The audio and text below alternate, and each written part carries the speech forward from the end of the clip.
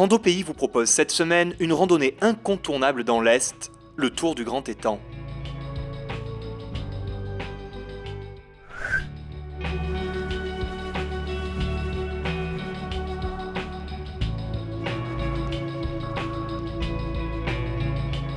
Rendez-vous au parking du Grand Étang. Notre accompagnateur du jour sera Jean-Marie Posé du Parc National.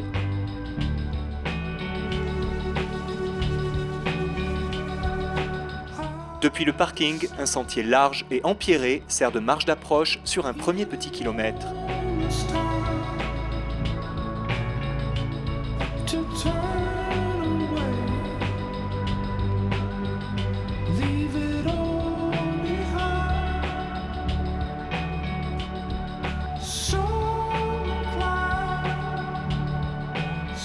Quand on arrive au Grand Étang, deux possibilités s'offrent à nous pour en faire le tour. Par la droite ou par la gauche, nous choisissons le côté gauche.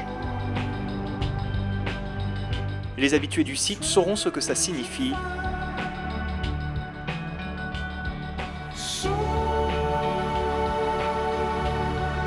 Très rapidement, en effet, le sentier atteint une zone de falaise dans laquelle, quand le niveau de l'eau est trop élevé, le passage n'est plus possible.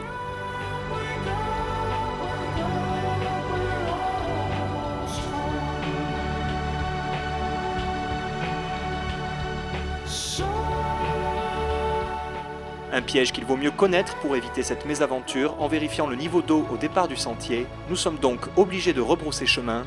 Le plus simple, pour cette fois-ci, reste donc de partir par la droite en aller-retour.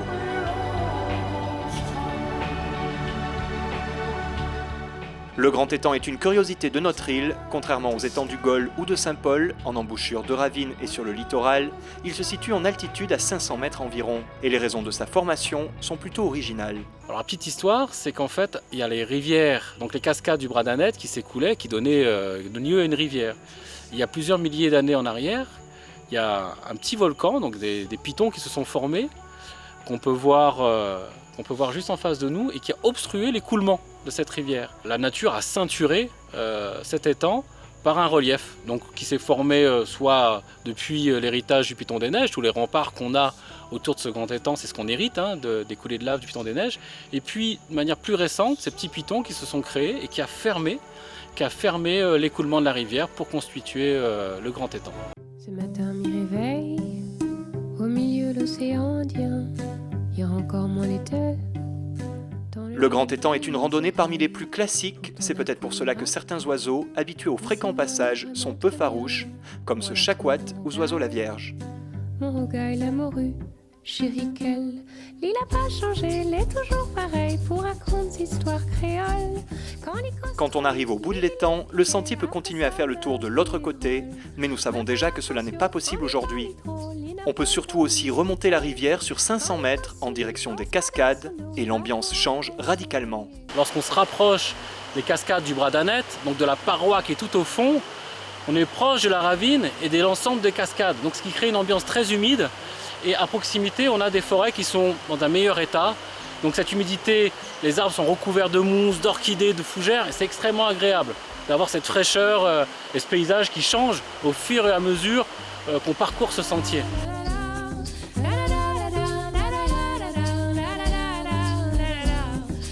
Enfin, nous arrivons aux cascades du Bras d'Annette et ses deux bassins,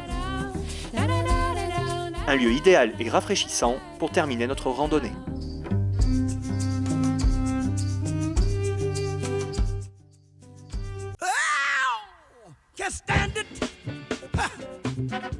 Ce que j'aime sur cette randonnée déjà, c'est que lorsqu'on y arrive, on arrive sur une aire de pique-nique qui est aménagée. Après, sur le sentier, ce qui est assez sympa, c'est que déjà, c'est pas très compliqué.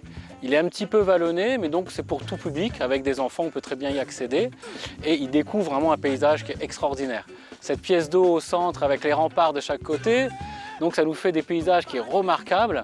Et surtout, lorsqu'on arrive vers la fin, vers l'embouchure, avec ces cascades, cette rivière, ça fait des ambiances qui sont vraiment très différentes tout le long de ce parcours. Et ça, c'est extrêmement plaisant. Dans le côté aussi intérêt pour ceux qui aiment plutôt le côté nature, naturaliste, il y a plein de choses à découvrir. C'est vraiment un site qui est remarquable, fantastique, très accessible, avec une superbe diversité. Ce qu'on aime un peu moins, c'est le caractère un peu boueux. Donc on se situe plein l'est, donc sur les entrées de Zalizé. Donc c'est un site où il pleut en moyenne 5 à 6 mètres d'eau par an, donc on est sur une zone très pluvieuse. Donc on sait que zone pluvieuse et sentier, donc il y a de la boue.